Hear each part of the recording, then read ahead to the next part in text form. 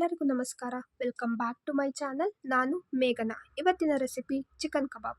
ಈ ಚಿಕನ್ ಕಬಾಬ್ನ ಈಸಿಯಾಗಿ ಟೇಸ್ಟಿಯಾಗಿ ಹೇಗೆ ಮಾಡೋದು ನೋಡೋಣ ಬನ್ನಿ. ಇಲ್ಲಿ ನಾನು ಒಂದು ಅರ್ಧ ಕೆಜಿ ಚಿಕನ್ ಕಬಾಬ್ ಮಾಡ್ಕೋತಾ ಇದ್ದೀನಿ. ಅದಕ್ಕೆ ಒಂದು ಪಾತ್ರೆ ತೊಗೊಂಡಿದ್ದೀನಿ.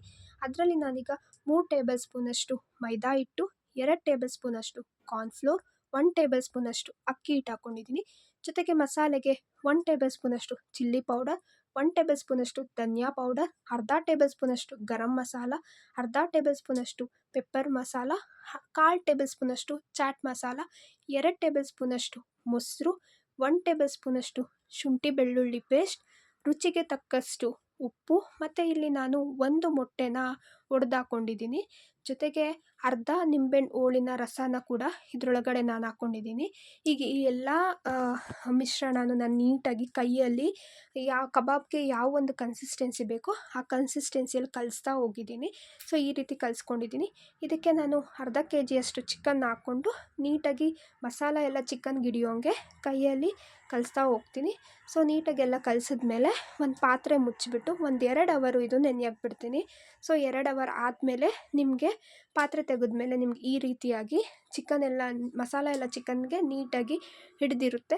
ಸೊ ಇದಾದಮೇಲೆ ಇದು ಕಬಾಬ್ ನಾವು ಮಾಡೋಕ್ಕೆ ರೆಡಿ ಆಗಿರುತ್ತೆ ಕಬಾಬ್ ಮಾಡೋದಕ್ಕೆ. ಈಗ ನಾನು ಒಂದು ಬಾಣಲಿ ಇಟ್ಕೊಂಡಿದ್ದೀನಿ. ಬಾಣಲಿಗೆ ಎಷ್ಟು ಎಣ್ಣೆ ಬೇಕೋ ಅಷ್ಟು ಎಣ್ಣೆ ಹಾಕ್ಕೊಂಡಿದ್ದೀನಿ. ಈ ಕಬಾಬ್ ಎಲ್ಲ ಎಣ್ಣೆ ಗಲೀಜಾಗೋದ್ರಿಂದ ನಿಮಗೆ ಎಷ್ಟು ಬೇಕೋ ಅಷ್ಟು ಸ್ವಲ್ಪನೇ ಎಣ್ಣೆ ಹಾಕ್ಕೋಬೋದು. ಸೊ ಇಷ್ಟು ಎಣ್ಣೆ ಹಾಕ್ಕೊಂಡು ನಾನೀಗ ಇದನ್ನು ಕಾಯಕ್ಕೆ ಬಿಡ್ತೀನಿ. ಸೊ ಕಬಾಬ್ ಮಾಡುವಾಗ ಎಣ್ಣೆನ ತುಂಬ ಕಾಯಿಸ್ಕೋಬಾರ್ದು. ಇನ್ ಕೇಸ್ ಏನಾದರೂ ಎಣ್ಣೆ ತುಂಬ ಕಾಯ್ದುಬಿಟ್ರೆ ಮೇಲೆಲ್ಲ ಬೆಂದಿರುತ್ತೆ, ಆದರೆ ಒಳಗಡೆ ಎಲ್ಲ ಬೆಂದಿರಲ್ಲ. ಸೊ ನೋಡಿಕೊಂಡು ಎಷ್ಟು ಬೇಕೋ ಮೀಡಿಯಮ್ಮಾಗಿ ಅಷ್ಟು ಮಾತ್ರ ಎಣ್ಣೆ ಕಾಯಿಸ್ಕೋಬೇಕು. ಈ ಥರ ಎಣ್ಣೆ ಕಾಯ್ದ್ಮೇಲೆ ಒಂದೊಂದೇ ಪೀಸ್ಗಳನ್ನ ನಾವು ಈ ಎಣ್ಣೆ ಒಳಗಡೆ ಹಾಕ್ತಾ ಹೋಗಬೇಕಾಗುತ್ತೆ. ಸೊ ಪಾತ್ರೆಯಲ್ಲಿ ಎಷ್ಟು ಇಡಿಸುತ್ತೋ ಅಷ್ಟು ಪೀಸ್ಗಳನ್ನ ನೀವು ಹಾಕ್ಕೋಬೋದು. ಸೊ ಈ ಥರ ಎಲ್ಲ ಪೀಸ್ಗಳನ್ನ ಹಾಕ್ಕೊಂಡ್ಮೇಲೆ ನೀವು ಬೇಯಿಸ್ಕೊಬೇಕಾಗುತ್ತೆ ಎಣ್ಣೆಲಿ. ಸೊ ನೀಟಾಗಿ ನಿಮಗೆ ಬೆಂದಿದೆ ಅಂತ ಗೊತ್ತಾದಮೇಲೆ ನೀವು ಕಬಾಬ್ನ ಎತ್ತಿ ಬೇರೆ ಒಂದು ಪಾತ್ರೆಗೆ ಟ್ರಾನ್ಸ್ಫರ್ ಮಾಡ್ತಾ ಹೋಗ್ಬೋದು. ನಿಮ್ಗೆ ಎಷ್ಟು ಬೇಕೋ ಅಷ್ಟು ಕಬಾಬ್ನ ನೀವು ಮಾಡ್ಕೋಬೋದು. ಒಂದೇ ಟೈಮಿಗೆ ಬೇಕಂದರೆ ಒಂದೇ ಟೈಮ್ಗೆ ಎಲ್ಲನೂ ಮಾಡ್ಕೋಬೋದು.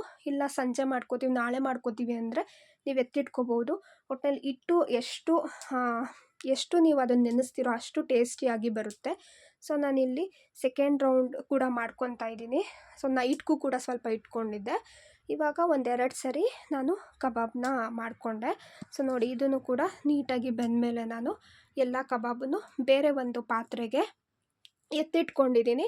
ಸೊ ಅಲ್ಟಿಮೇಟಾಗಿ ಕಬಾಬ್ ನೋಡಿ ಈ ರೀತಿಯಾಗಿ ಬಂದಿದೆ. ಸೊ ನೀವು ಈ ರೀತಿ ಡೆಕೋರೇಟ್ ಮಾಡಿಕೊಂಡು ಸರ್ವ್ ಮಾಡ್ಬೋದು. ಮಕ್ಕಳು ಎಲ್ಲ ಈ ರೀತಿ ನೋಡಿದ್ರೆ ತುಂಬ ಇಷ್ಟಪಡ್ತಾರೆ. ನೀವು ಕೂಡ ಈ ರೆಸಿಪಿನ ಟ್ರೈ ಮಾಡಿ.